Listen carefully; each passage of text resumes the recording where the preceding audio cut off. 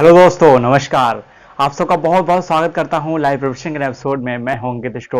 दोस्तों, बहुत सारे लोगों का ये प्रश्न आया था, how to attract our twin flame, how to attract our soulmate. अपनी लाइफ में सोलमेट को कैसे इनवाइट करते हैं। अगर आप पहले से रिलेशनशिप में हैं तो इस टेक्निक के माध्यम से आप अपने रिश्ते को और ज़्यादा फ्रूटफुल बना सकते हैं और ज़्यादा ग्रोइंग बना सकते हैं।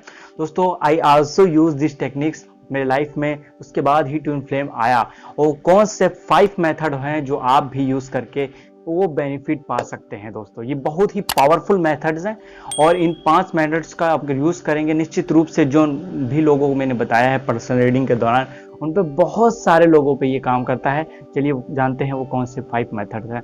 दोस्तों, हर एक शब्द की हर एक आवृत्ति होती है, कुछ ना कुछ एक आवृत्ति होती है, कुछ ना एक फ्रीक्वेंसी होती है। मैंने आपको बताया था आपके हार्ट चक्र की बेसिकली तो 500 से 600 के आसपास की फ्रीक्वेंसी होती है, बट एक सर्टेन फ्रीक्वेंसी होती है जिसे कहते हैं लव फ्रीक्वेंसी।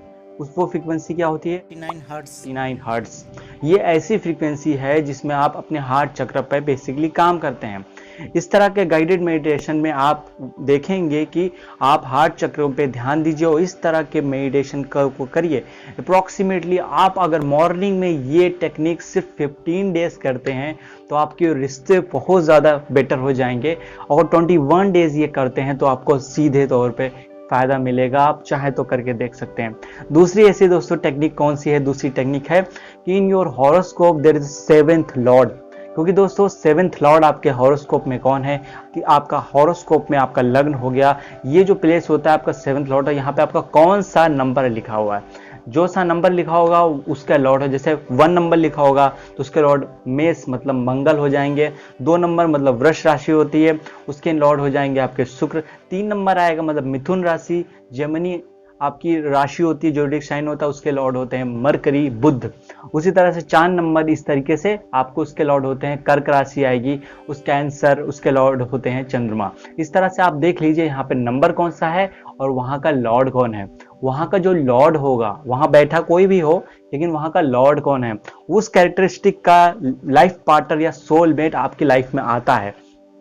वो कैरेक्टरिस्टिक आपके कहाँ पे प्लानिटरी पोजीशन, उस पे किस जगह पे वो बैठा हुआ है, उस सर्टेन पोजीशन को उस सर्टेन टाइम पे हम अगर अपने मेडिटेशन करते हैं तो कई गुना ज़्यादा ये रिजल्ट हमको मिलते हैं। अगर आपके हॉरोस्कोप में ट्विन फ्लेम के योग हैं तो उस केस में आपको ट्विन फ्लेम से भी मिल जाते हैं। अगर सोलमेट के योग हैं उसके लिए तो दोस्तों पूरी हॉरोस्कोप की पर्सनल रीडिंग ठीक से करनी पड़ती है। बट अगर आप में कोई भी 1-2 योग बन रहा है, द सेंटेंस वो फुलफिलमेंट हो जाएगा, वो पूरा हो जाएगा।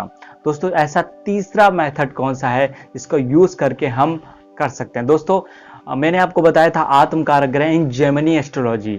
ये जेमिनी ऋषि होते थे, उन्हीं के नाम पे इस तरह की एस्ट्रोलॉजी बनी है। इसमें आप आत्मकारक, अमात्यकारक अलग अलग तरह के प्लैनेट्स निकालते हैं। इसमें तो भातृकारक, भार्यकारक होता है, वो होता है आपका 7th जो नंबर का जो प्लैनेट होता है। लाइक आपके हॉरोस्कोप में देखिए, राहु केतु को छोड़कर जो भी प्लैनेट हैं, अब नेपच्यून और प्लूटो को भी नहीं लेना है, और जो भी सारे प्लैनेट हैं उनमें से सबसे लोवेस्ट डिग्री कौन सा है, वो मतलब आपके लाइफ पार्टनर, आपके सोलमेट की प्लैनेट होता है। मान लीजिए कि इन माई हॉरोस्कोप मेरे में शुक्र जो है 2 डिग्री का है। दैट मीन्स कि अब यहाँ पे शुक्र जो है इससे कम डिग्री किसी की नहीं है वीनस की। तो मेरे हॉरोस्कोप में वो जो है शुक्र जो है वो भार्यकार लाइफ पार्टनर का लॉर्ड बन जाएगा। उस केसेस में इसके रेमेडी करने पर, इसकी स्ट्रेंथ को इंक्रीज करने पर, इसके उपाय करने पर और इसी का मेडिटेशन खासकर करने पर आपको बहुत जबरदस्त लाभ होगा और आपके लाइफ में उस पर्टिकुलर व्यक्ति की आने की चांसेस बहुत ज्यादा बढ़ जाते हैं। दोस्तों, ये थे 3 उपाय। इसके बाद आपका चौथा ऐसा मेथड कौन सा है? दोस्तों, चौथा ऐसा मेथड है दोस्तों, अगर आप मेल हैं तो आपकी कुंडली में जो शुक्र है वो आपके लाइफ पार्टनर को रिप्रेजेंट करता है।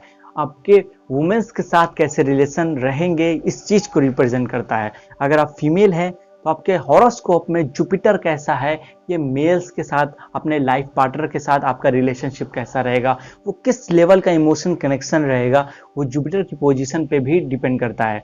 तो इन मेल चार्ट आपको देखना होगा कि वीनस आपके शुक्र की स्थिति क्या है, कौन से एलिमेंट में बैठा है। दैट मीन्स कि फायर एलिमेंट में बैठा है, या आपका वाटर एलिमेंट में बैठा है, एयर एलिमेंट में बैठा है, उसी के अनुसार आपके लाइफ पार्टनर का बिहेवियर होगा। बिकॉज शुक्र आपके यहाँ पे मेल के चार्ट में उसके पत्नी को, उसके लाइफ पार्टनर को रिप्रेजेंट कर रहा है, इसीलिए उसका बिहेवियर उस तत्व के अकॉर्डिंग हो जाता है। दोस्तों इसके साथ ही दूसरे इंडिकेशन भी देखना जरूरी है, but this is a very strong point.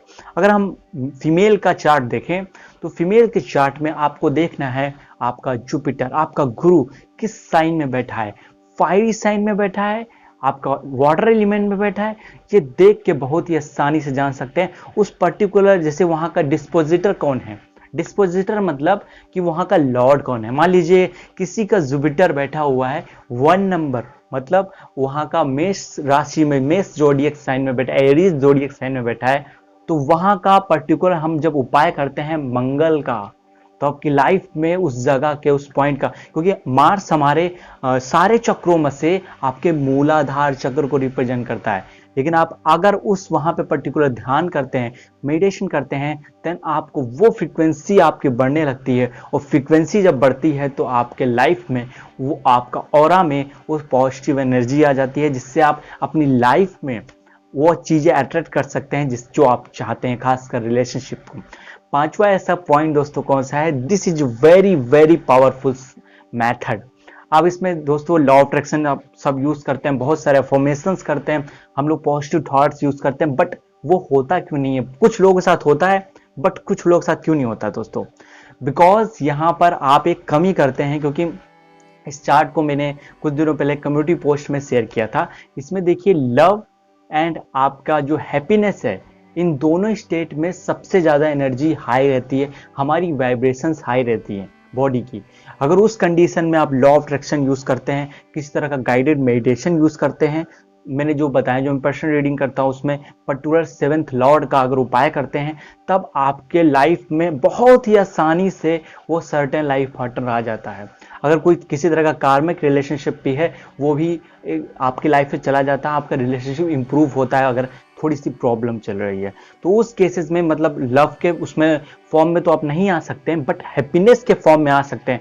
मतलब आप जब भी सबसे ज्यादा खुश हो, तब तो हम लोग ये सब चीजें नहीं करते हैं एक्चुअली, लेकिन जब आप सबसे ज्यादा खुश हो, उस स्टेट ऑफ माइंड में आपको लॉ ऑफ अट्रैक्शन यूज करना है, अफर्मेशंस यूज करने हैं, देन आपकी लाइफ में बहुत बड़ा चेंज होगा दोस्तों। वो लॉ ऑफ अट्रैक्शन, क्योंकि लॉ ऑफ अट्रैक्शन तभी काम करता है जब आपकी वाइब्रेशंस ज्यादा होती है, आपके माइंड की फ्रीक्वेंसीज ज्यादा होती हैं। तो आपको ये देखना है, ये सारी जो मेथड है, अगर आप हैप्पीनेस के स्टेज में अपने उस टाइम पे यूज करते हैं तो आपको बहुत ज्यादा लाभ मिलता है, और निश्चित रूप से आपको इसका बहुत बेनिफिट होगा। दोस्तों ये थे 5 मेथड जिनका यूज करके हम अपने लाइफ पार्टनर को, अपने सोलमेट को, अगर आपका में योग है ट्विन फ्लेम के, देन ट्विन फ्लेम को भी इनवाइट कर सकते हैं। दोस्तों उम्मीद है आपको ये वीडियो पसंद आई हो। अगर आप इस वीडियो पे, इस चैनल पे पहली बार आए थे तो सब्सक्राइब के साथ बेल आइकन क्लिक कर लीजिए, क्योंकि हम इसी तरह से नॉलेज रिलेटेड वीडियो लाते रहते हैं। आगे किसी और वीडियो में हम लोग मिलते हैं, तो अपना ख्याल रखिए। नमस्कार दोस्तों।